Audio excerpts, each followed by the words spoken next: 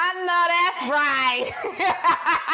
Hey, hey, hey, I'm back. Et aujourd'hui, on va parler de Saweetie. Oui, on va parler de ce pétard mouillé, parce qu'il le faut. Elle partait si bien pourtant, avec des nominations Grammys à son palmarès, des hits comme My Type, Tap In et Best Friend à son compteur, des brand deals comme McDo, Mac, Crocs et j'en passe, tout ça pour finir sur OnlyFans. Non, pardon, j'ai menti. Tout ça pour finir sur Fansly, un copycat d'OnlyFans. Ouh! Après avoir vendu seulement 2000 copies de son EP lors de la première semaine de sa sortie. Comment en est-elle arrivée là? Avec près de 13 millions de followers, pourquoi Saweetie flop comme ça, jusqu'à en devenir la risée d'internet? Si ces questions te trottent dans la tête, sache que tu es au bon endroit pour avoir les réponses. Parce que Saweetie, c'est vraiment un cas assez spécial et je tenais à me pencher dessus. Ainsi, je vais t'expliquer en détail l'histoire de Saweetie et répondre à la fameuse question: pourquoi flop-t-elle? Really? Why? Je suis Tendo et je suis là pour te conter l'histoire de tout ce qui brille. Let's go.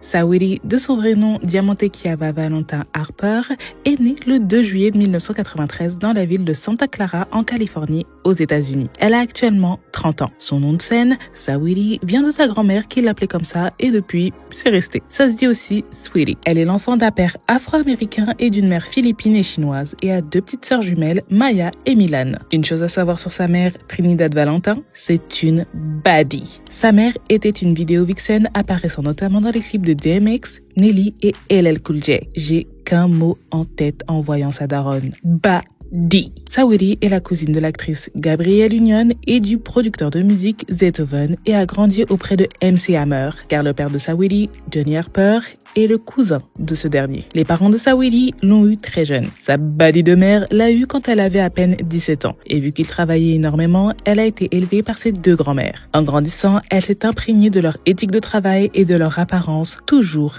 impeccable. Durant son enfance, Miss Icy Girl a dû déménager à plusieurs reprises sur la West Coast et devait à chaque fois s'adapter à une nouvelle ville et une nouvelle école. En plus de ça, elle souffrait de bégaiement. Du coup, pas mal de personnes n'hésitaient pas à se moquer d'elle ou à la faire chier, juste parce que c'était la petite nouvelle. Mais au fil des années, elle s'est construite une peau dure comme l'acier et n'hésitait pas à répondre, à être insolente et à tenir tête à ceux ou celles qui voulaient lui manquer de respect. Et pour son bégaiement, elle décide de faire des études en communication pour travailler son élocution. They used to talk about my stuttering problem. I was stuttering Stanley growing up. That was my nickname. It affected my self-esteem as a speaker, which is why I decided to major in communication to work on my speech. Ouais, Saweetie, elle est comme ça. Elle va attraper le taureau par les coronesses pour dompter la bébête. Bon, après, elle a aussi dit qu'elle a choisi la com, car étant fan de J. Cole, elle a voulu faire pareil que lui. And he's one of the main reasons why I majored in communication as well. Elle commence à écrire ses premiers textes à 13-14 ans car elle adore la poésie. Elle a été bercée par les flots de Tupac, Biggie, Foxy Brown, Trina, Missy Elliott et Lil Kim, car c'est une 90s baby. Et puis un jour au lycée, des gars de sa classe commencent à rapper. Elle se dit: je veux faire la même chose. Donc elle rentre chez elle et écrit son premier rap sur le beat du roi Lil Wayne. Je ne sais pas pourquoi je le chante, je peux littéralement mettre un extrait. Puis le lendemain, sans pression, elle rappe devant toute sa classe. Mais que fut leur réaction à ton avis? A: c'est nul! B: ils ont kiffé et l'ont hypé de malade. C: ils l'ont même pas écouté ces gamins. D: ils lui ont dit: continue à être belle et tais-toi. C'est bien évidemment la B, sinon je n'aurais jamais pris le temps de te raconter cette anecdote. Et de là, elle s'est dit: ah mais attends, il y a peut-être un truc à faire là dans le rap là. De là, elle commence à participer au talent show de son école et fait des représentations devant ses camarades juste parce qu'elle en a envie. Mais celle qui va vraiment l'inspirer à poursuivre cette carrière, c'est la reine Nicki Minaj. En voyant ce qu'elle faisait, ça l'a immédiatement donné des ailes. Non, Nicki, c'est vraiment quelqu'un. Elle a inspiré toutes ces rappeuses de la nouvelle génération. J'ai bien dit toutes. All these bitches is my sons. Une autre chose à savoir sur Saweetie, c'est que c'est une sportive de base. Elle a fait de l'athlétisme, du football américain, du baseball et du volley. Elle a même eu des propositions d'université du Midwest pour jouer au volleyball, tout en ayant une bourse d'études. Et j'ai bien dit des propositions. C'est pour te dire le niveau. Mais ces propositions, elle les a finalement refusées. Car son rêve, dorénavant, c'était de rapper. Et elle savait qu'en restant dans une grande ville comme elle est, elle pourrait éventuellement y arriver. De base, elle ne voulait pas faire d'études universitaires, mais voulait absolument commencer sa carrière en tant que rappeuse. Because I didn't want to go to college. I wanted to go straight into music. Mais avant de prendre une décision aussi importante, elle demanda conseil à ses parents. Son père lui dira « Abandonne les études et suis tes rêves, ma fille, parce que t'es jeune. » Et sa mère lui dira « Continue tes études, ne fais pas comme moi, ma fille. » Alors, elle décide de faire les deux.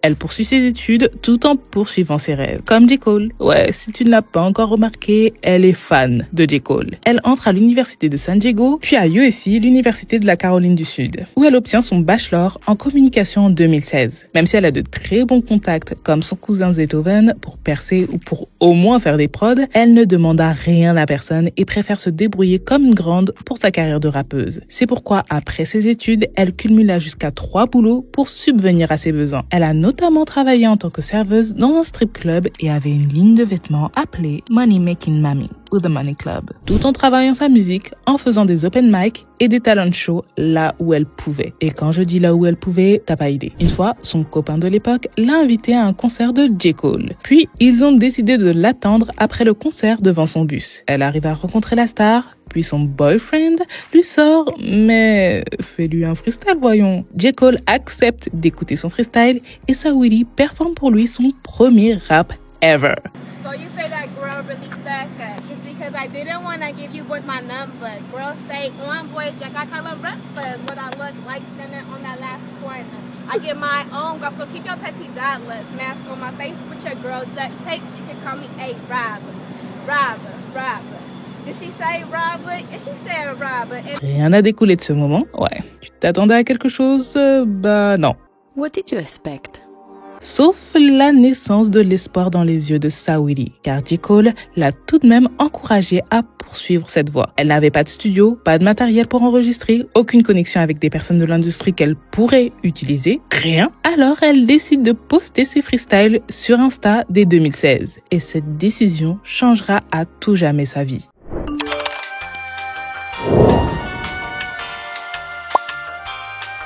Dans sa Toyota, elle posait ses textes sur des beats connus ou moins connus. Sa bouille, son flow, ses textes font de plus en plus de bruit sur les réseaux sociaux. À chaque publication, elle gagne de plus en plus de followers qui apprécient ce qu'elle propose. Ses textes puent l'humilité, le hustle et la beauté. Et ses cadences sont certes simples, mais catchy, sans être trop débiles. Les gens adoraient ses freestyles dans sa voiture, c'était sa marque de fabrique. Un jour, au volant de sa bagnole, en plein embouteillage, des paroles lui viennent en tête. My most iconic lyrics that I created while I was driving is can't stop, won't stop, get wild, feel like I'm good toy flip-flops. Des paroles qui deviendront iconiques. Elle trouve l'instru parfaite qui iront avec My Neck, My Back, Lick My and My Crack de Kia. My neck, my back, lick my and my crack. Et décide de filmer ce freestyle comme à son habitude, mais de là.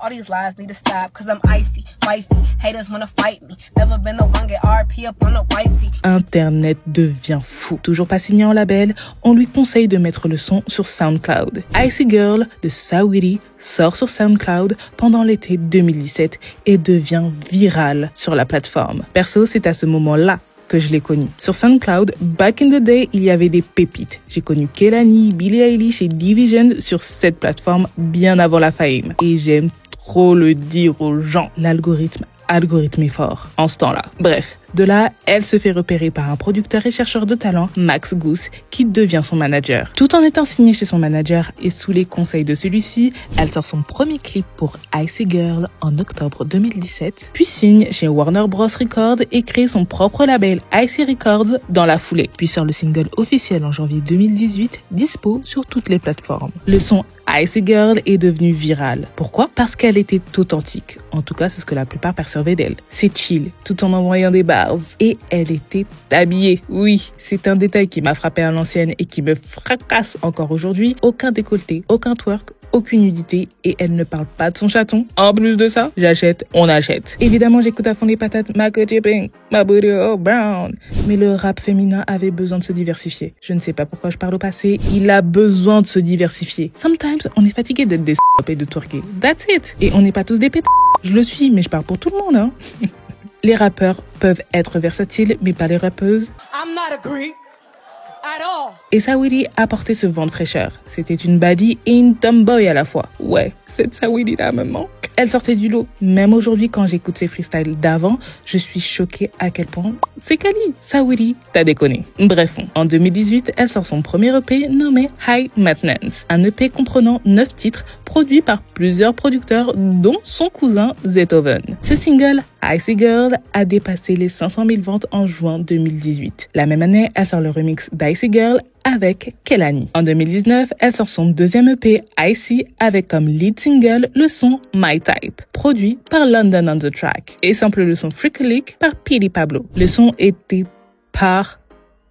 On ne pouvait pas y échapper. Le son entre dans les charts américains et monte jusqu'à la 21e place dans le Billboard Hot 100. Et c'est la première fois que Saweetie arrive à faire un tel exploit. Et elle ne souhaite pas que ce soit la dernière. Un remix de ce son a été sorti avec Jhené Aiko et les City Girls. En plus, un remix pour le marché hispanique a été sorti avec Becky G et Mehdi. Elle sort le single Tap In en juin 2020 qui sample Blow the Whistle de Too Short, produit par Dr. Luke. Ah, je ne savais pas ce détail. C'est censé être le premier single de son premier album Pretty Bitch Music. Il atteint la 20e place au Billboard Hot 100. En août, un remix de ce son avec DaBaby, Post Malone et Jack Harlow sort, suivi d'un single promotionnel Pretty Bitch Freestyle. Ça met le paquet pour l'album. Elle sort en octobre 2020 Back to the Street avec Jhené Aiko en tant que deuxième single et Best Friend avec Doja Cat en janvier 2021 en tant que troisième single et Fast Motion en tant que quatrième single. Petit aparté, beaucoup disent que Fast Motion c'est une musique pour vendre des tampons.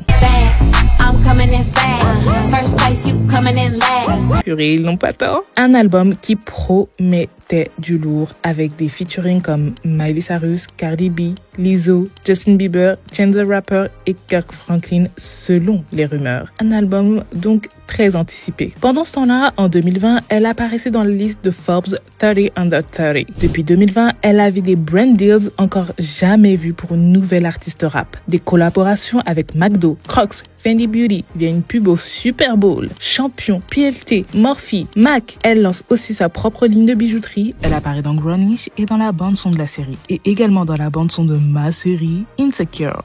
Elle fait également plusieurs apparitions, notamment dans Selling Sunset, Bel Air, SNL, Respectfully Justin, aux côtés de son ex, That's My Jam, Wild and Out, Cooking with Paris et présentatrice pour Sex Unzipped sur Netflix. Et tout récemment, elle fait une apparition dans le docu-série de Netflix Ladies First, un docu qui retrace l'histoire du hip-hop féminin aux États-Unis. En plus de tout ça, parce que ce n'est pas fini, elle documente sa vie, ses mukbangs bizarres et les behind the scenes via sa chaîne YouTube. Et lance une série Icy University sur cette dernière pour nous apprendre à être une boss ass bitch comme elle. Le contenu est vraiment divertissant et les conseils sont vraiment pas mal. Je ne m'y attendais pas du tout. Ses réseaux sociaux sont gérés d'une main de maître. Pour finir, en 2021, elle reçoit 2 nominations aux Grammy Awards pour meilleure nouvelle artiste et meilleure chanson rap de l'année. Yeah!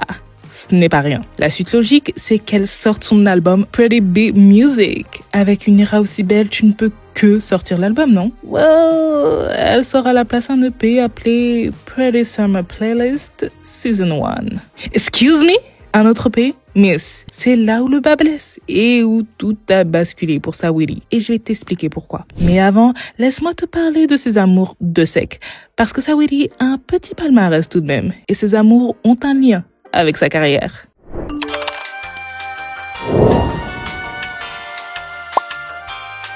Tu te rappelles du petit ami qui lui a incité à freestyler devant J. Cole? Ce n'est autre que l'acteur Keith Powers et actuel petit ami de l'actrice et chanteuse Ryan Destiny. Oui, ils sont back together. Ils sont restés 5 ans ensemble. Je n'ai pas les dates précises, mais ils ont commencé à se fréquenter à partir de 2010 et 2011 approximativement. Puis, elle date le fils de Diddy, Justin Combs. Mais se sépare quelques mois après car Justin est supposément parti voir ailleurs. Puis il y a eu Quavo. Je sais pas pourquoi j'ai dit comme ça. attention. En 2018, après que Quavo ait balancé le clip Workin' Me, starring Saweetie, des rumeurs disaient qu'ils étaient en couple. Eh bien, les rumeurs sont parfois vraies, car ils officialisent leur relation peu de temps après. Le couple devient public et font même partie des power couples ou des couples goals de l'industrie. Il était dans le groupe rap star de 2018, les Migos, et elle faisait partie de cette nouvelle vague de nouvelles rappeuses montantes dans le game. Cette relation, à la limite du PR move, leur profitait à l'un comme à l'autre.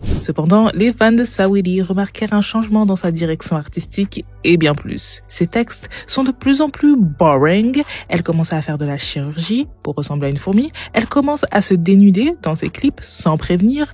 En gros, par magie, elle devient une city girl. Et son corps devient un enjeu marketing important dans sa DA. Bien sûr, elle fait ce qu'elle veut. Les gens changent, I guess.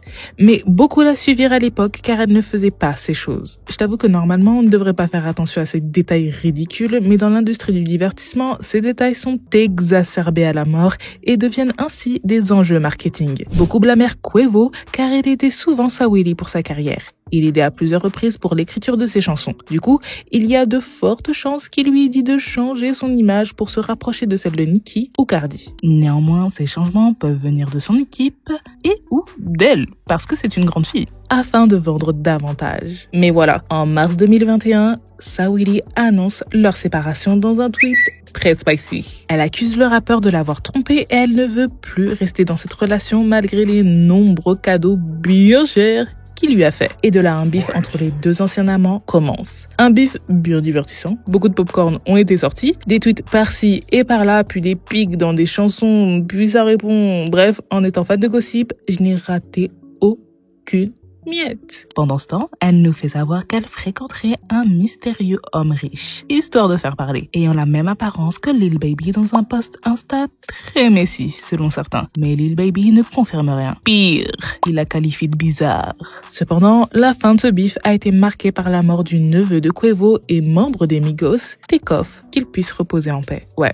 C'était plus du tout le moment de biffer là. Mais Saweetie a tout de même sorti une diss track à ce moment-là. Bon, d'accord. Aujourd'hui, elle sort officiellement avec YG, l'ex de Kehlani. Mais bon, YG et elle, ça ne fait pas le même effet qu'elle et Quavo à l'époque. Car tout le monde s'en fiche d'eux. Et pour beaucoup, depuis que Quavo est parti, Saweetie musicalement est une cata. Mais c'est juste des bruits de couloir. Les couloirs font beaucoup de bruit, dis donc. En tout cas, c'est comme si elle faisait tout pour être associée à un rappeur. Une technique que beaucoup utilisent, même si c'est redondant, on souffle par ici. En tout cas, tout le monde fait ce qu'il veut, y a pas de souci. Mais qui suis-je pour juger? Mais au début de sa carrière, elle adorait souligner le fait qu'elle s'est faite toute seule et blablabla. You know what? I just like to keep everything just goal-oriented and music-focused. And I know that sometimes when you're related to such big names, it can overshadow what you're doing. So, I mean, they was kind of mad at me because I didn't tell them what they was doing. And they kept hearing about Icy Girl, they're my type. And they're like, girl, what are you doing over there? And I was like, I'm just trying to make a name for myself. Du coup, son discours peut sembler un peu incohérent.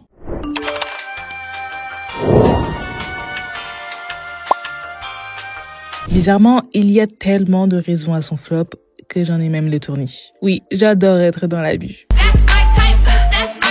Elle qui est pourtant la spécialiste de la communication, elle aurait dû voir venir pas mal de choses, mais bon.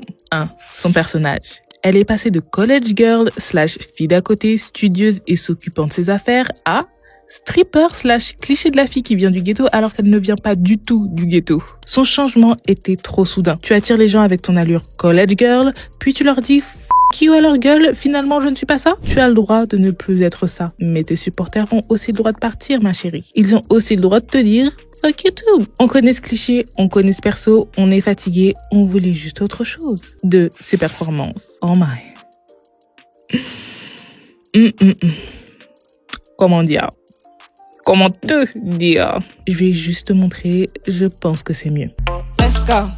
Yeah, that's my best friend. She a real bad driver on car. She don't need.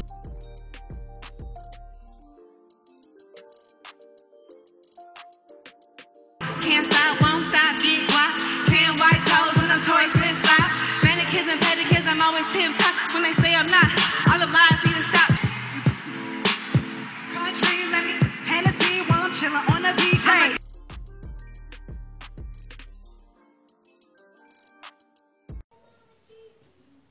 dire.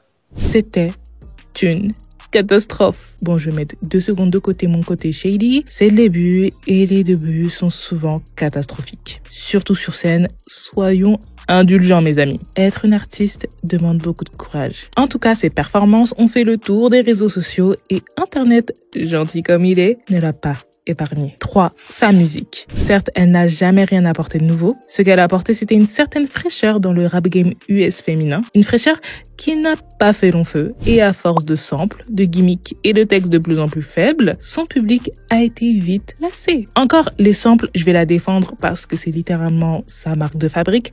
Par contre, au bout d'un moment, oui, il faut évoluer musicalement parlant. Ouais. Ses fans de la première heure, quand elle chantait dans sa Toyota, ne la reconnaissent plus du tout. Certes, quand un artiste évolue, il change. Mais il y a des limites. Elle ne fait plus de musique pour eux, mais pour... À vrai dire, je ne sais même pas qui elle vise. Ah si, les City Girls. Comme elle. Mais elle-même n'est pas une city girl. Peut-être qu'on n'a pas la même définition de l'expression city girl, I guess. Et le public le sait et le sent. Sometimes, le public sent le forçage. So, quel est son public à la fin? 4. Sa fanbase. Inexistante. Elle n'a pas réussi à consolider sa fanbase. Ne sachant pas qui elle est musicalement et artistiquement, sa fanbase est de ce fait inexistante, malgré le fait qu'elle possède près de 13 millions de followers. Followers qui la suivent pour tout, sauf sa musique. Les gens ne la considèrent plus comme une rappeuse, mais comme une influenceuse. À force de capitaliser que sur sa beauté, les gens oublient que de base, c'est une rappeuse. Et le pire, c'est qu'il est tout à fait possible de capitaliser sur sa beauté et ses autres talents. Mais elle n'a pas réussi à le faire correctement sur le long terme. Et je pense que son label a pris peur suite aux nombreux bad buzz et backlash qu'elle recevait. Dans tout ça, personne ne s'intéressait à sa musique. Le label y voyait un gros problème. Ne voulant pas prendre de risques, il décide d'annuler ou repousser son premier album tant attendu, Pretty Music. À la place, il sort un autre foutu EP ou mixtape, je ne sais même pas. Pretty Summer Playlist, de qualité moindre. EP qui n'a fait aucun bruit. Mais vraiment, elle l'a déposé et elle est partie. Puis, 1 an plus tard, en novembre 2022, elle nous sort The Single Life. Un autre EP de qualité médiocre cette fois-ci, histoire de changer. Et là, cette EP a fait du bruit. Ouais. Mais pas un bon bruit, car sa sortie est passée complètement inaperçue, là aussi, jusqu'à ce que les gens remarquent que cette EP a vendu à peine 2000 copies lors de sa première semaine de sortie. Et à partir de là, Saweetie est redevenue la risée d'Internet. Certes, pour sa défense, son label l'a complètement lâchée en arrêtant d'investir en elle et en ne faisant aucune promo pour ce projet. Ils sont bien là quand les artistes gagnent et sont au top, mais quand ça ne va pas fort, il n'y a pas grand monde. Mais bon, n'oublie pas qu'elle a la peau dure et ce n'est pas ça qui va l'arrêter. Enfin, j'espère pour elle. Elle a encore ses brand deals, ce qui est normal car en tant qu'artiste signée, elle doit générer de l'argent quelque part pour rembourser son avance / prêt donné par sa maison de disques. Et si le remboursement ne se fait pas à travers sa musique, ça le sera à travers ses collaborations ou ses représentations. Récemment, elle a sorti 2 sons, Shadow Clock en solo et Birthday avec YG et Tyga, et partira en tournée très prochainement avec ces derniers. J'ai oublié de préciser que j'ai fait exprès de ne pas citer toute sa discographie, car ce n'est pas ce qui est le plus intéressant dans sa carrière, malheureusement. Assez cocasse pour une rappeuse. La hype du début de Saweetie est morte, mais je ne l'avoue pas vaincue. Si elle est réellement passionnée par ce qu'elle fait, elle trouvera un moyen de revenir sur le devant de la scène musicalement. Sinon, elle restera cette influenceuse qui rappe de temps à autre, histoire d'eux, et qui finira par s'inscrire sur OnlyFans. Non, pardon, Fansly.